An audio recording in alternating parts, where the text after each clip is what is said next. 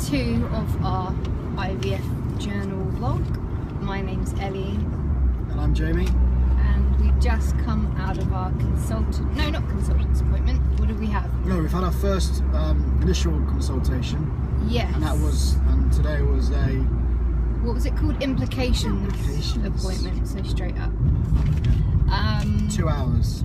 Yeah, it was long. Long, very long. Really long. But it was didn't good. Did it feel like 2 hours? No. I don't think it felt like 2 hours. We had so many questions as we always seem to do in these things, but I guess that's what it's for though, isn't it? Yeah. So they took us through basically the cycle, I guess. So we had our blood tests done this morning at the GP to try and save some money so that we wouldn't have to pay hundreds through private kind of treatment.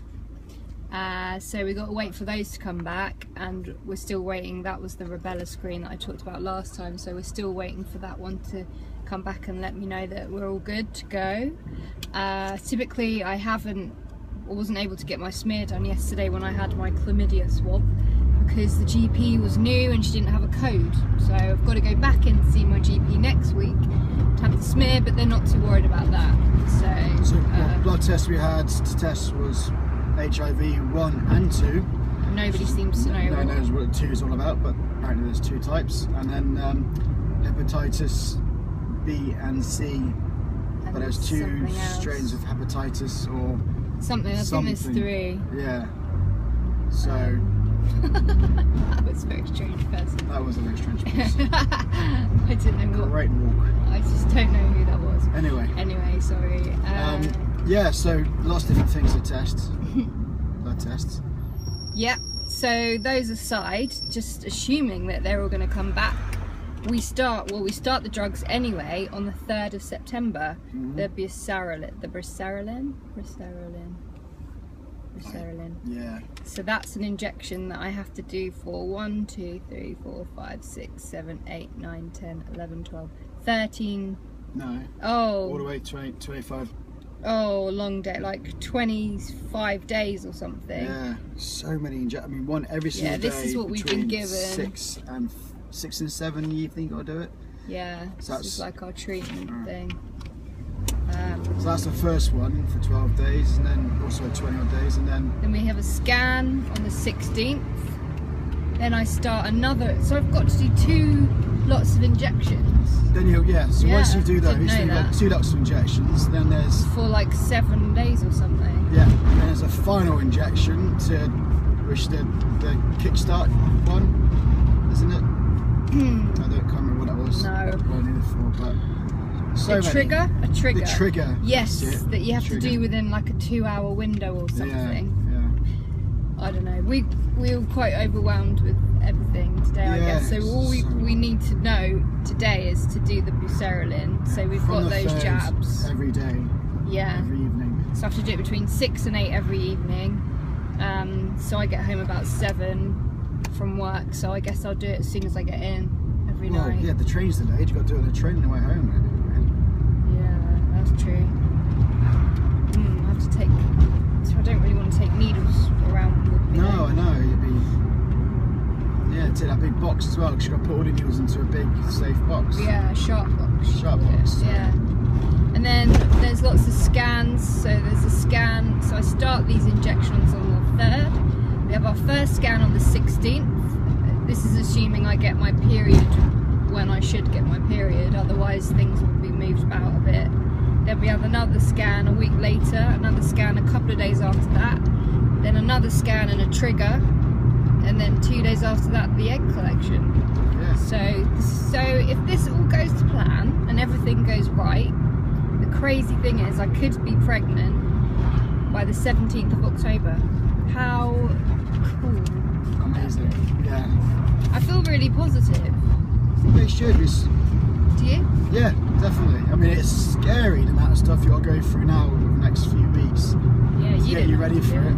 All I've got to do is turn up on the egg collection day and do your business. Do my biz. Get my biz.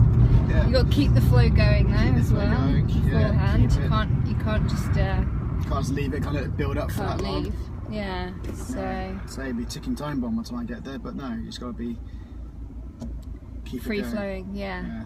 as I guess when you're trying. So 3 months, because your sperm is created every 3 months. So on the 30th of September, when they take the sperm and the eggs, so 3 months before that point is when that sperm would have been created. So and that's based on the health of the body at that point. So if I had a cold, you reckon your brain to think what you were doing in the end of July. Yeah, exactly.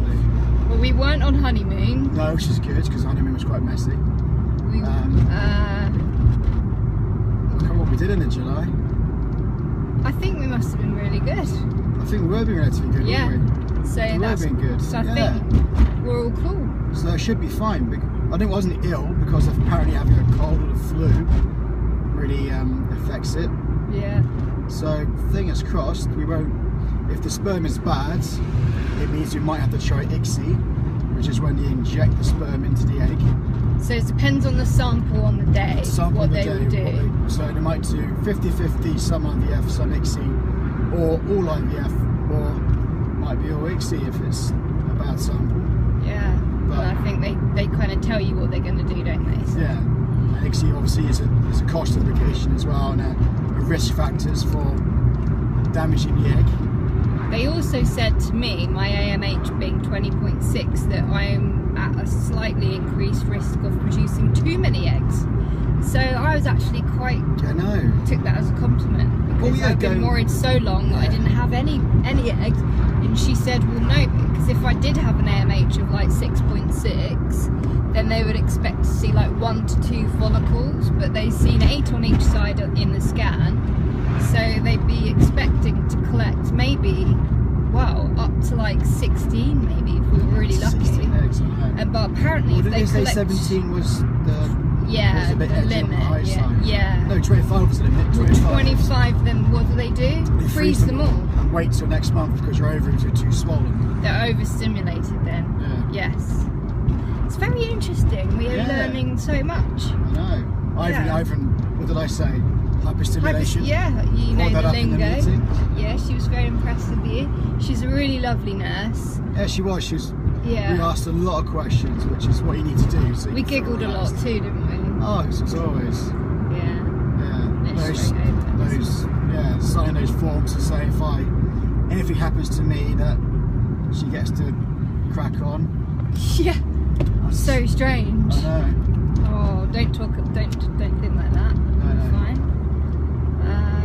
So a real positive afternoon. I feel quite excited. Yeah. But yeah. Got a long way to go yet. I mean, I think when you have that first injection and... Yes, which is going to fall on the 3rd of September, which is the double header at Twickenham that we go to every year. Come on, Harlequins! So I'm going to have to be... Up the Briz. No. Yeah, Bristol are up in our table now, so a nail-biting rugby match on the 3rd. So I'm going to have to try and sneak a needle into Twickenham Stadium. Yeah. See how that one goes. Yeah. And there's little things you got to put up your... Yeah, the suppositories. When do I have to do that? Not for a while. Not for a while, no. You haven't given those yet. We did have a joke about that. 2 a day every day. 40 or something I've got. 2 a day. No, yeah. 2 a day every day for a long period of time. Things you have to do. And that apparently keeps the lining of the womb nice and lined. Yeah. And healthy. Progesterone, is it? Creates more progesterone. Yeah. Something like that. We're not the experts, so yeah. That might be a bit noisy with the window open, but it is lovely today. It's hot. We're sweating, but we're back in the Peugeot 106 as well. As you probably could hear. Yeah, the rattling around. Yeah. Anyway, I guess, have we got anything more to say? Just that we're in a really positive frame of mind. We're looking forward. I'm really looking forward to just getting going with these injections. Obviously. Are you actually looking forward to injection? I don't know. It'll be a bit weird, but I'm sure it'll be fine. I'm not too bad with injections. You're not screaming shy about needles. Well, I don't tend to look. So. Well, you're gonna have to look because you're gonna inject something else, aren't you? Yeah. So we'll see. I'll try and film that. Really? Yeah. Do you want me to film it? Maybe we could maybe do that. Well, the first one, maybe the second one when we're at home. Yeah, maybe not the double header. Come on, Quinns, inject me. Yeah, so exciting times, but I hate to say it, but it could all come crashing down. Oh yeah, I know. There's so much. I mean, what their success rate? 43%. Like this, like camera holder. 43%. Yeah, 43% from 35. So. But then we were saying that takes into account a lot of people with a lot of different situations. Yeah. Whereas we're quite straightforward, so maybe we've got better odds, but you never know. But then maybe not, because we're unexplained. There's nothing obvious going wrong, so they might, yeah, that might count against us. So you just don't know. Just don't know. Keep your fingers crossed for us. And then, yeah, so I guess we're signing out for now. Next time, well, yeah, I'll definitely do another diary when we start these injections. Yeah. Let you know how we're getting on. That Sunday or that Sunday she'll be at home probably. Yeah. Or if we don't get, if we find that I'm not immune to rubella, then you'll be seeing me again really pissed off. A really grumpy update. Yeah, grumps. But bye for now. Have a great evening and bank holiday weekend. It's nearly time for the weekend. Alright, see you later.